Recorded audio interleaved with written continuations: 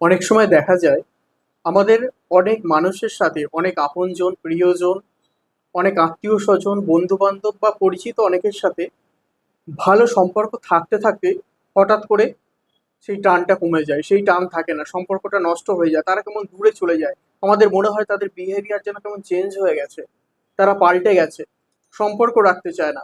এরকম যদি হয়ে থাকে আপনার সাথেও, তাহলে 11 দানা গোবিন্দভোগ চাল নেবেন এবং সেটিকে কেশরের রস, যে কেশর হয়, সেই কেশর গঙ্গা জলে ভালো করে গুলবেন।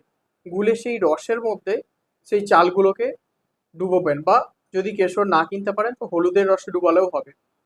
এবং যখন ডুবাবেন, সেই ব্যক্তির নাম করতে করতে, যে ব্যক্তির মনে হচ্ছে আপনার প্রতি টান কমে গেছে, সেই ব্যক্তির নাম করতে করতে বাড়ির কাছাকাছি যদি কোনো কাঁঠাল গাছ থাকে, সেই কাঁঠাল গাছের নিচে সেটা রেখে দিন বা পুঁতে দিন।